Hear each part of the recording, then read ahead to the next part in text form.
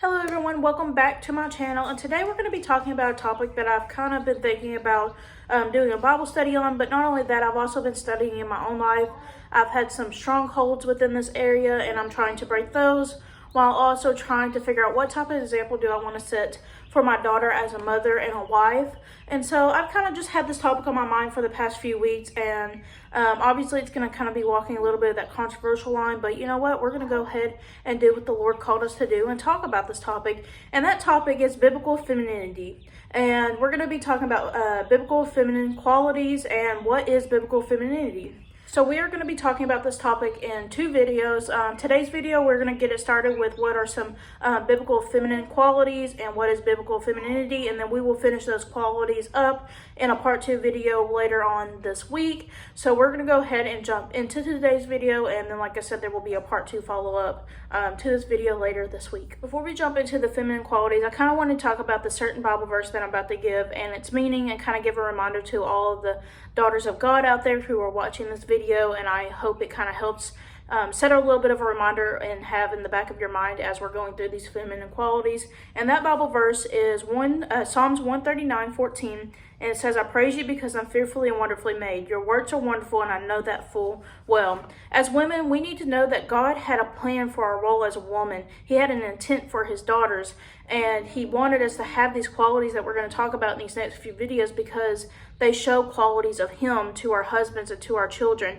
and it helps show his light through us when we carry these qualities. So whether you're feeling attacked because you have some of these virtues and you're trying to show light them within your personality or show them to your husband and to your children, know that you're fearfully and wonderfully made by God himself, and he can overcome those attacks. And just come to him with that and continue to try to do your best to show these virtues and qualities in your personal life, because you are going to lead somebody to God by showing qualities of him. And the way you do that is by showing these qualities that we're going to talk about in today's video. So what is biblical femininity? We're going to answer this question by going through the different biblical feminine qualities that we see throughout the Old Testament and the New Testament. We're going to kind of hop around and show us examples of each of these qualities within the Bible. So let's go ahead and jump into the qualities. So the first one's going to make the strong, independent woman that don't need no man pretty mad, because God tells us that we are dependent. We are dependent on a lot of relationships. See, as women, we want/have a lot of relationships and thrive for deep connections within them, whether it's a marital, whether it's a mother and child relationship, whether it's a friendship. We want to have a lot of relationships and thrive for personal connections within them.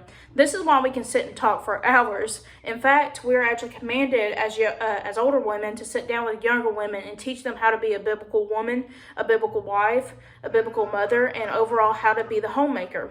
And that is in Titus, if you're wondering. We can also see this in our curses that the Lord gives us early on in Genesis, which is in Genesis 3:16 that I'm going to read right now. Genesis 3:16 says to the woman, he said, "I will make your pains in childbearing very severe with painful labor. You will give birth to children. Your desire will be for your husband, and he will rule over you." See, even our curses are dependent on relationships with our husband and our children. And so that just shows you even more that God had an intent for us to be dependent on relationships, whether, like I said, whether it is with our husband, whether it's with our children or our friends. Women thrive to have a relationship that we can be dependent in. Okay, so the last quality that we're going to talk about is tenderness, and we're going to be in 1 Peter 3:7. And it says, "Husbands, in the same way, be considerate as you live with your wives, and treat them with respect as the weaker partner, as heirs with you of a precious gift of life, so nothing will hinder your prayers." See, men are called to love their wives in this specific way because we are fragile. We're elegant in the Lord's eyes. So men need to have a tender love for their wife.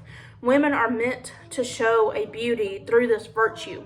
So we must realize as women / wives that our femininity thrives off of our husband's masculinity. His masculinity will thrive off our femininity. And this is something that we're going to see throughout the Bible a lot, where a man is called to love his wife a certain way or treat his wife a certain way, and for a wife to treat her husband a certain way, and that is due to the relationship between a femininity and masculinity. Next, we're going to be in Proverbs 14:1. It says, "The wise woman builds her house, but with her own hands a foolish one tears hers down." See, when we have this virtue of being tender/tenderness, it's always going to come under attack, usually in any form of abuse, in any relationship. And that's because it will cause us to put up walls, become harsh, and have no need to be protected. This spiritual attack, if we fall for it, can cause us to trade in our feminine qualities for masculine qualities. And when this starts to happen, we start to take things/qualities away from our husband, which then becomes an attack on his masculinity and ultimately our marriage roles. So please keep this Bible verse in the back of your mind, because ultimately it is going to be up to us wives/mothers on whether our house is going to be built up or torn down. Obviously, we're not going to be able to avoid falling into the spiritual attacks, but we can combat it with biblical knowledge and through prayer and just walking with the Lord. Sorry, Ellie is waking up from her nap, and she was kind of getting a little loud and rowdy in those last few clips.